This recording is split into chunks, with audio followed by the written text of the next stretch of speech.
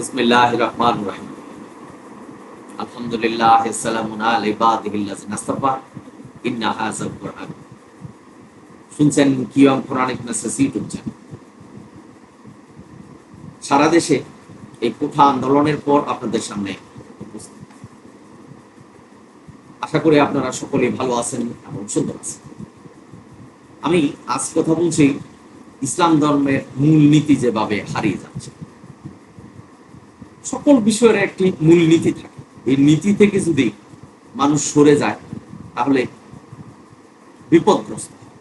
ঠিক তেমনি ধর্ম একটা মূল নীতিতে চলে, যেটা আল্লাহ আমাদের নির্ধারণ করেছে, অর্থাৎ জালিকাল কিতাবু লা রাইবা ফিহি হুদাল লিল মুত্তাকিনের জন্য এই কোরআনী নির্দেশনা।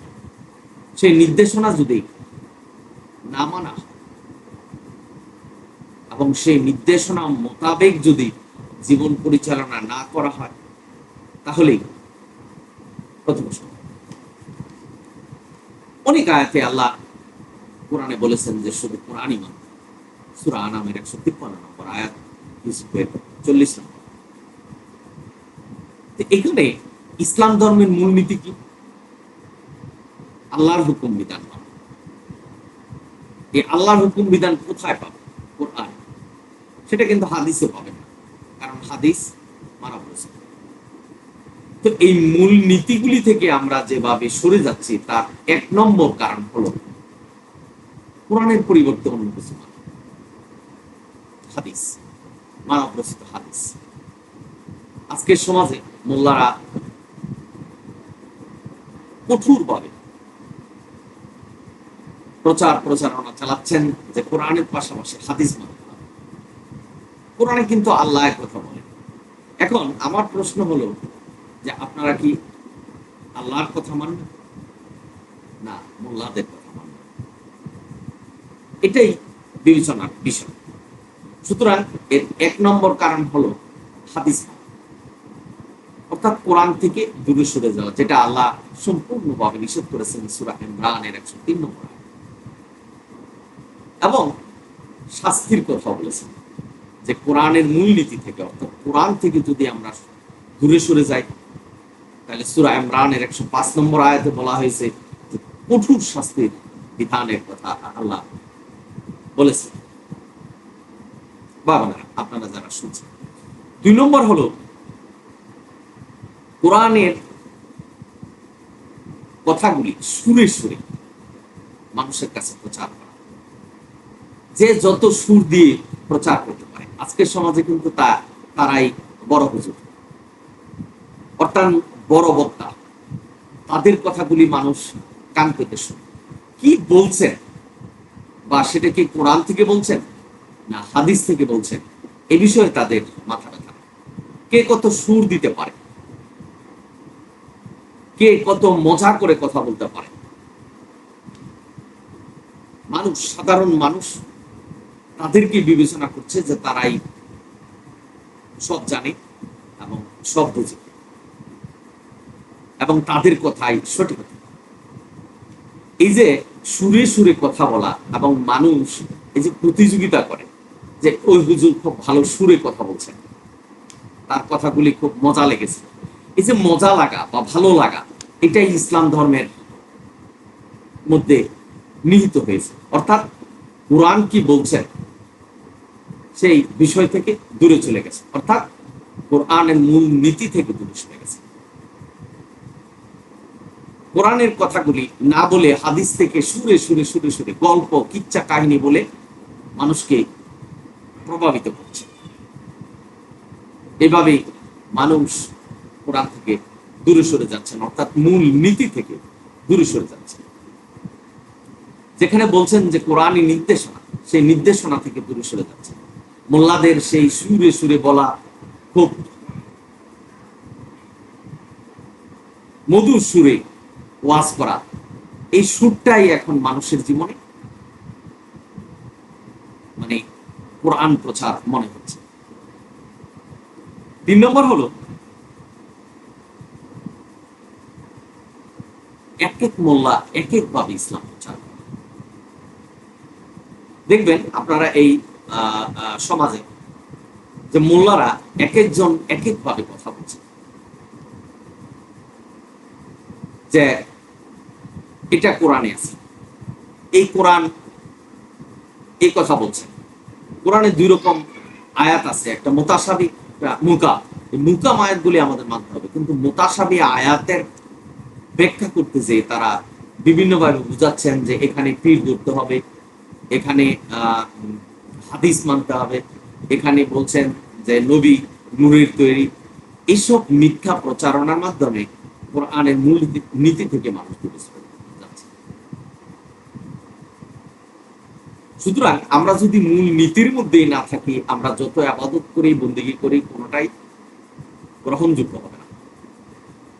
বাবনারা, আপনারা যারা শুনছেন, উদাহরণ, আবু জাহেল আল্লাহকে মানতেন এবং আল্লাহর কাছে মোনাজাত করতেন তার নীতির মধ্যে, অর্থাৎ কোরআনের নীতির মধ্যে। উনি বলতেন যে আল্লাহ এই দুনিয়া পরিচালনা করেন, একা করতে পারেন না। এইভাবে উনি হজ করেছেন, তালি দিয়ে উলঙ্গ অবস্থায় তাওয়াফ করেছেন, অর্থাৎ তার মূল নীতিতে চলেছে। আল্লাহ যে মূল নীতি, আল্লাহ যে নির্দেশনা দিয়েছেন সেই অনুসারে করেন। তাই এখানে বলা হচ্ছে যে 3 নম্বরে এক এক মোল্লা এক এক ভাবে ওয়াজ করছে, কিচ্ছা কাহিনী বলছে, কোরআন কি বলছেন সেটা সঠিকভাবে বলছেন, যার জন্য মানুষ কোরআনের মূল নীতি থেকে দূরে সরে যাচ্ছে।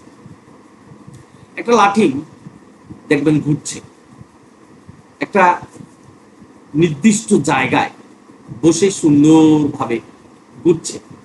ঠিক তেমনি ভাবে আমাদের ইসলামের নীতিটাকে, অর্থাৎ ইসলাম ধর্মের যে নির্দেশনা, আল্লাহ যে নির্দেশনা দিয়েছেন, সেটা সঠিকভাবে পালন করতে হবে, অর্থাৎ কোরআনই শুধু মানতে হবে।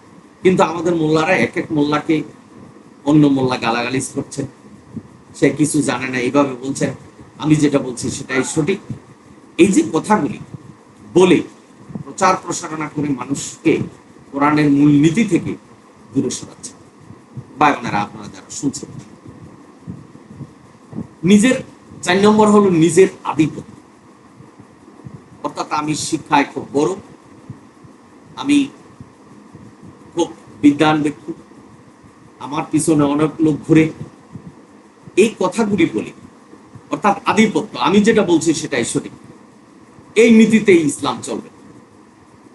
এইভাবে বলে বলে মানুষকে ইসলামের মূল নীতি থেকে সরিয়ে দিচ্ছে। আপনারা দেখবেন যে দলে উপদলে বিভক্ত হয়ে মানুষ কোরআন ছেড়ে দিয়েছে, হাদিসকে মানছে। কোনো কিছু জিজ্ঞাসা করলে বলবে যে আপনি কোরআন মানেন, হাদিস মানবেন না। অথচ সেই হাদিসে 3.5 লক্ষ হাদিস যা, এই 3.5 লক্ষ হাদিস যদি আপনি হাদিস থেকে বাদ দেন, তাহলে হাদিসের গ্রন্থটা কোথায় পাবেন?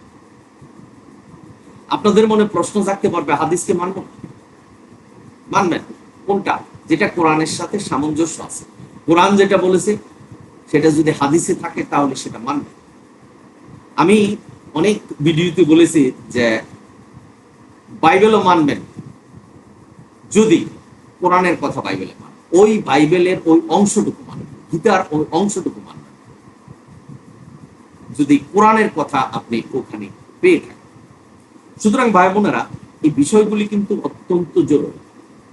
আপনি যদি মূল নীতিতেই না থাকেন, আল্লাহ যে নির্দেশনা দিয়েছেন সেই নির্দেশনার মধ্যেই না থাকেন, নির্দেশনা ছেড়ে ইবাদত বন্দেগী করেন, আল্লাহ যেভাবে নামাজের কথা বলেছেন, যেভাবে রোজা রাখার কথা বলেছেন, যাকাতের কথা বলেছেন, সেইভাবে সঠিকভাবে পালন করেন। আরেকটা কথা আমাদের সমাজে আছে যে কোরআনে তো নামাজ নেই, যাকাত কিভাবে দিতে হবে নেই, এগুলি হাদিসে আছে। যেমন 2.5% যাকাত দিচ্ছে, আমি অনেক ভিডিওতে বলছি। নামাজ আবু হানিফার মতো পড়ছেন, মানে প্রচার করছেন যে নামাজ যে সঠিক বর্ণনা কোরআনে। আমি কিন্তু কোরআনে নামাজের বাস্তব প্রুফ এই ভিডিও দিয়েছি, আপনারা অবশ্যই দেখবেন। এখন থেকে অবশ্যই নিয়মিত ভিডিও পাবেন। আশা করছি যদি দেশের পরিস্থিতি ভালো থাকে। আপনারা জানেন যে কোঠা আন্দোলনের ব্যাপারে সারা বাংলাদেশেই নেট বন্ধ ছিল, সুতরাং আমরা মিডিয়াতে আসতে পারি। তবে যে কথা বলছিলাম যে এক এক মোল্লা এক এক ভাবে বাস করছে, আপনারা দেখবেন, একটু লক্ষ্য করবেন, কোরআন একটা, আল্লাহ একটা কোরআন আমাদের কাছে পাঠিয়েছে, সেই নবীর যুগ থেকে এখন পর্যন্ত একই কোরআন।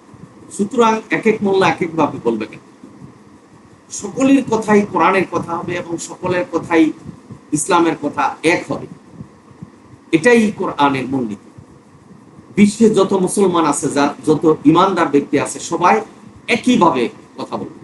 আপনারা দেখবেন এক এক দেশে এক একভাবে নামাজ পড়ছেন, এক একভাবে ওয়াজ করছেন, এক এক মূলনীতিতে আছেন। এই যে এক এক মূলনীতিতে আছেন, এটাই কিন্তু আল্লাহ নিষেধ করেছে। সুতরাং আল্লাহর কথা যদি আমরা উপেক্ষা করি, তাহলে আমাদের জাহান্নামে যেতে হবে, এটাই। এবার 5 নম্বর হলো ইসলাম প্রচারের সঠিক বা সীমানা না মানা। আজকে কিন্তু মানছে না। আল্লাহ কোরআনে একটা সীমানা দিয়েছে যে আমরা কিভাবে জীবন পরিচালনা করব, কিভাবে নামাজ পড়ব, কিভাবে হজ করব, কিভাবে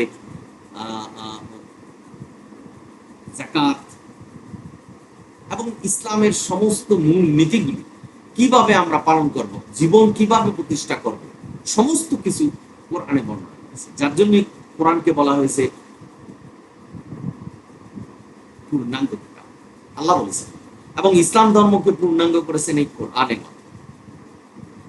সুতরাং আমাদের এই কোরআনকে মানতে হবে। কোরআনের সীমানা বলতে আল্লাহ যে সীমানা দিয়েছেন যে তোমরা এটাই মানো, শত শত আয়াতে বলছেন যে কোরআনই মানতে হবে, কোরআনই সত্য পথ, ইন্না হাযাল কোরআন, কোরআনই সত্য পথ। কিন্তু আমরা এখন কোরআনের পরিবর্তে মানব রচিত হাদিসকে সত্য পথ হিসাবে মানছি। আল্লাহ বলছেন সত্যপথ কোরআন, মোল্লারা বলছেন যে সত্যপথ শুধু কোরআন নয়, হাদিস। এই বিষয়টাই বিবেচনার জন্য আজকের ভিডিও। ইসলাম ধর্ম কিন্তু আল্লাহর নির্দেশনা, এই আল্লাহর নির্দেশনায় কিন্তু কোরআন। সুতরাং একটু বিবেচনা করবেন যে কোরআন ছাড়া আপনি মানব রচিত হাদিস মানবেন কেন? আপনারা যারা শুনছেন, যখনই আপনি কোরআন ছেড়ে, কোরআনের নির্দেশনা ছেড়ে হাদিসে যাবেন, একটি কথা মনে রাখবেন, আল্লাহ বলছেন কোরআন পূর্ণাঙ্গ। এখন আপনি পূর্ণাঙ্গ কিতাব যখন বলছে, এখানে থেমে যেতে হবে। আপনি নামাজ কিভাবে পড়বেন সেটা কোরআন অনুসারে। যেহেতু বলছে পূর্ণাঙ্গ কিতাব, তার মানে কোরআনে আছে, কোরআনে যেভাবে আছে সেটাই আমাদের মানতে হবে। কোরআন বলছে পূর্ণাঙ্গ কিতাব, আবারও বলছে কথা, তাহলে আপনি কোরআন ছেড়ে অন্য কোথাও যেতে পারবেন না, এটাই মানতে হবে, এটাই বুঝতে হবে। আর যদি কোরআন ছেড়ে অন্য কোথাও চলে যান, তার মানে আপনার সীমানা পেরিয়ে গেল। একটা খেলা বা যে কোনো একটা বিষয় আপনাকে যে নিয়ম নীতি দিয়েছে, সেই নিয়ম নীতির মধ্যে থাকতে হবে। নিয়ম নীতির মধ্যে যদি না থাকেন, তাহলে ডিসকোয়ালিফাই হবে। সুতরাং আল্লাহ কোরআনের একটা সীমানা দিয়েছেন, এই সীমানার মধ্যে যদি আপনি না থাকেন, তাহলে ডিসকোয়ালিফাই। ডিসকোয়ালিফাই হলে যেমন আপনি যে কোনো খেলায় জয়ী হতে পারবেন বা বিজয় আনতে পারবেন না, ঠিক তেমনি ইসলাম ধর্মে, অর্থাৎ আমাদের যে লাস্ট ডেস্টিনেশন জান্নাতে পৌঁছতে হলে এই কোরআনের সীমানার মধ্যে থাকতে হবে, এটাই কোরআনের মূল্য। একটি কথায় যে কোরআন থেকে আমরা যা পাবো সেটাই আমাদের মানতে হবে, এটাই কোরআনের সীমানা। আপনি মনে করেন কোরআনে যে জিনিস নেই সেটা আপনি হাদিসে গিয়ে পেলেন, সেটাও যদি কোরআনের মতো করে মানেন, তাহলে কিন্তু কোরআনের মূলনীতি থেকে আপনি দূরে সরে গেলেন। সবকিছুই একটা মূল নীতির মধ্যে থাকে। একটা স্কুল কন, মাদ্রাসা কন, একটা অফিস কন, যে কোনো বিষয়ে একটা মূল নীতির মধ্যে থাকে। নীতির বাইরে যখন চলে যাবেন, তখনই আপনি ডিসকোয়ালিফাই হবেন, অফিস আপনাকে বাদ দিয়ে দিবে। ঠিক তদ্রূপ আল্লাহ মূলনীতি দিয়েছে কোরআন, আল্লাহ নির্দেশনা দিয়েছে কোরআন। এই কোরআন যদি আপনি না মানেন, তাহলে ডিসকোয়ালিফাই হবে। অর্থাৎ আপনি যত আবাদতই করেন সকল আবাদত বাতিল হয়ে যাবে। সুতরাং ভাই বোনেরা, আশা করি বুঝতে পারছি এটা বুঝার এবং চিন্তা গবেষণা করার জন্য আজকের কথা বলি। আমি বললাম কোরআন শত শত আয়াতে বলছে শুধু কোরআনই মানতে হবে। নবীও একই কথা বলে গেছেন যে আমার কাছে যা ওহী করা হয় আমি সেটাই মানি এবং তোমাদের কাছে প্রচার করি, তোমাদেরকেও সেটা মানি। আল্লাহ জানতেন যে নবী কোরআনই মানছেন এবং কোরআনই মানুষের কাছে প্রচার করছেন, যার জন্য আল্লাহ বলছেন যে নবীকে অনুসরণ। সুতরাং আমরা যদি নবীকে অনুসরণ করতে চাই, নবী এখন নেই, আমরা নবীকে যে অনুসরণ করতে পারবো। যদি নবীকে অনুসরণ করতে হয় তাহলে শুধু কোরআন মানতে হবে। আপনারা আশা করি এই বিষয়টা নিয়ে একটু চিন্তা গবেষণা করবেন। আশা করি আপনারা বুঝতে পেরেছেন। আপনারা সকলেই ভালো থাকুন, সুন্দর থাকুন এবং সঠিক পথে থাকুন। কোরআন সত্য পথে থাকুন। এ বলে আজকের বিষয় শেষ করলাম। তবে অনুরোধ করছি, যদি ভিডিও ভালো লাগে সাবস্ক্রাইব এবং শেয়ার করুন। আলহামদুলিল্লাহ রাব্বিল আলামিন। সালামুন